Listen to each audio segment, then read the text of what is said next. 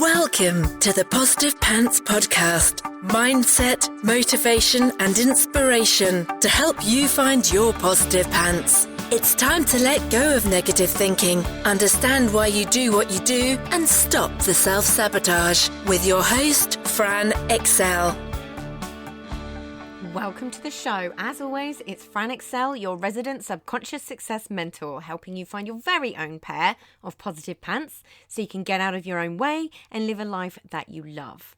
If you want to stop self-sabotaging your own success and let go of the stress, then you are in the right place, my friend. Make sure you download your free Stressed to Success guided meditation at bit.ly/stress to success as my little gift to you just for being here. Please do subscribe, share and review. It really, really helps people that need to hear this message find us, and I so appreciate it. In the show notes, you'll also find details of how you can work with me and where you can get your mitts on my meditations, products, printables, programs. You can find it through the link in my bio on Instagram, which is my favourite place to hang out. So please do come join me over there at I'm Fran Excel. Tag me in your takeaways, slide into my DMs. I'm here for it. So that's the formalities over, my love. So let's jump to the content. My question for you today is it time to look at goals a little differently? I personally think so. I know January is always the month we talk about goals and resolutions, and hopefully by now you know my opinion on resolutions. But goals are a little different. I also did an episode a while ago about how to set goals that actually work for you, because I honestly think there's more than one way to, for want of a better phrase, skin a cat. There are some fundamentals that I always going to make them easier to achieve, but I really do believe that it needs to work for you. So I thought I'd give you a few little hints and tell you some of the things that I do that work for me. Remember, you're not me. Figure out what works for you, but I'm telling you this in case it helps. Make sense? So, first and foremost, please make sure you're not shaming yourself into your goals. So unbelievably unimportant and massively overlooked. Don't come at them from a place of desperation or feeling not good enough. You'll just take action from that energy and you will absolutely get yourself in a pickle. Of course, a lot of our goals might come from that place to start with, because it's often about the things that we want to change in our lives or change about ourselves, yeah? The things that we are actually saying are not good enough. But what if we reframed that a little bit to just simply something that's adding to our lives? So say you want to lose 2.5 stone. Instead of feeling not good enough until you hit that, how about you focus on what it actually brings into your life over and above that? You know, you're working towards that and you're going to hit it, but it's going to be so much easier when you think about all the other things outside of that. And that's certainly what I do if ever it comes to like health and weight loss and things like that. When I change the focus of it to not being about what's wrong with me and to what doing this can bring into my life, oh my goodness, it's a game changer. So as an example with that, potentially more health, more energy, less pain. What does it actually add into your life? Because you might actually find that that's where your motivation lives. That was a cross between lies and lives. Hope you enjoyed it. But second, make sure they're actually realistic. If they're not, you're just going to self-sabotage in more ways that you can count. You'll unconsciously think, oh, what's the point? Never going to get that. And just not take any action at all. It makes it really easy to put these things off because they seem so insurmountable and unachievable. When if you'd actually just broken it down a little bit, you'd see how to hit each level and work your way towards it. And you'd actually be able to take so much more gratification in all the little wins along the way. Yeah, I'm a huge moon. A huge moon. Oh my goodness, what is going on with me today? My brain is like 2 steps ahead.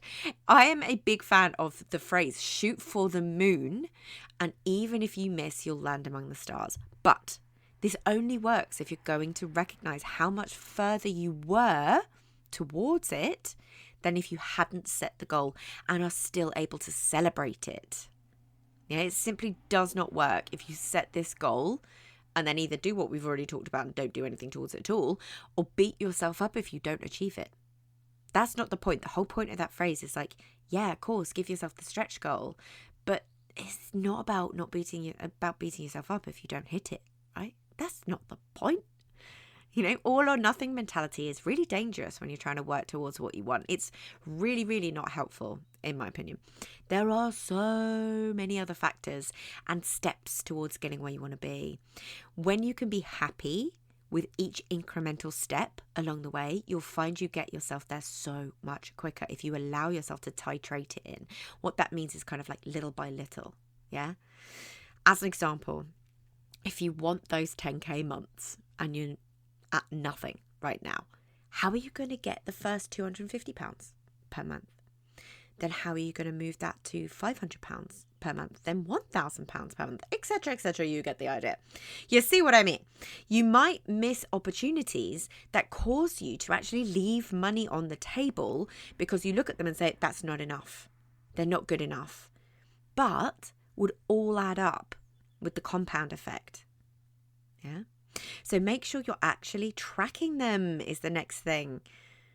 And measuring them regularly. So many people don't do this. Is checking in with them, reminding yourself of them consciously so your brain is always working alongside you to actually make them happen. Filtering out the right opportunities, the information, the evidence. Yeah. So most people talk about SMART goals. So the specific, measurable, achievable, realistic, and time-bound. Love that. Love that. It's a really great framework. But I really feel like we need to allow for some behavioral flexibility, because when there's bits in there that you don't hit, like time-bound as an example, there's a lot that you might beat yourself up for again. And I'm all about you stopping beating yourself up in your own noggin. So it's allowing ourselves to consistently revisit and readjust based on feedback and circumstances, because life's always going to throw you curveballs, right? If you don't have behavioral flexibility, you're just going to get frustrated. So it's about revisiting them but with curiosity and go, maybe I overstretched there. Maybe I had unrealistic expectations because it was new, But make sure you can actually enjoy the journey to getting there. Really, honestly, what is the point if you don't? Yeah. Don't try to do too big of a leap. Your brain will just work against you. As an example, if you're going to try and go 0 straight to 10K months, that's a really great example. And a number of things might happen.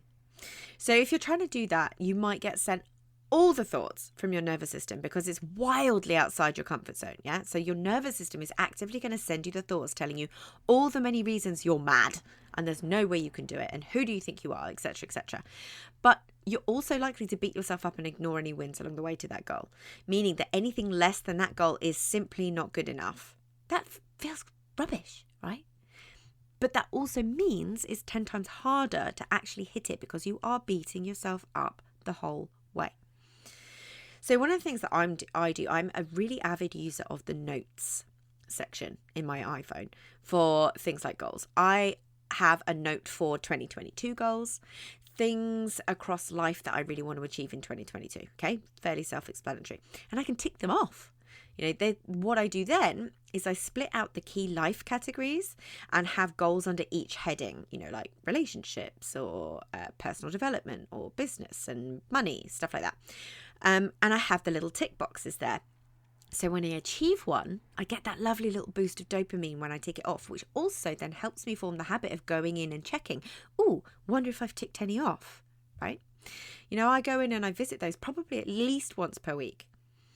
I also have a rolling things I want list too that I get to tick off as I go. But that's more for kind of like the material things that I want rather than goals. It's material things that I want. It's kind of like my vision board, I guess. I often use them as rewards as well. I don't just go and buy something just because I can. I quite often will be like, reward myself for achieving something else that I do have as a goal. So this is another excellent way to manifest through your goals. It's like a double whammy. And it gives you fire in your belly to hit the goal because you want the thing, right? Bribe yourself. It's totally fine. So you might be a vision board type of person. You might be a write it down in a journal kind of person. You might be a notes person or a list person. Figure out what you're going to constantly look at, what you're going to revisit frequently. Now, don't just write them out once and think that they're magically going to happen. It unfortunately doesn't work that way. You need to see them, revisit them constantly. It's amazing what happens when you do. It really is amazing. So it's all the little micro behaviors that those little reminders cause, the new ways of thinking that it brings too. We massively overcomplicate achieving what we want, and we often come at it with an unhelpful energy, right? And just a few little shifts here and there can kick self-sabotage to the curb, give you renewed motivation and help you prioritize. Delightful. So I hope this is a little food for thought and early enough in the year for you to course correct if you're already starting to notice that little voice starting to beat you up in your own head. It's around about this time that starts to happen and your resolutions start to drop off. So hopefully this is divine timing for you. So make sure as well, while you're there, that you tune in next Monday, because I have a very, very exciting announcement to make on a goal that I've had for years. Yeah, it's something I've wanted for so long, but there were a few things that I need to figure out to be able to make it happen and make it look how I wanted it to look, and it's finally very nearly here. And I'm so excited to share it with you. So make sure that you don't miss that. And any questions, as always, just head over to Instagram, slide into those DMs. It's at I'mFranExcel, and I will see you next time. So if you got value from this and you know in your gut that now is the time to step up and start rewiring your thinking and start changing things for yourself, then book in a free discovery call so we can work out what needs to happen to get you from where you're at right now to the action-taking success you know you can be. If you want my eyes and ears on your problems, then I work with people one-on-one and through my programs. You can find all the details to book in a call in the show notes, the link in my bio on Instagram, and on my website, franexcel.com. So stop waiting for if and when and choose to change things now, because you can. I'm here to believe in you when you don't believe in yourself. And as always, I hope you found this helpful, and I'll see you next week. Bye.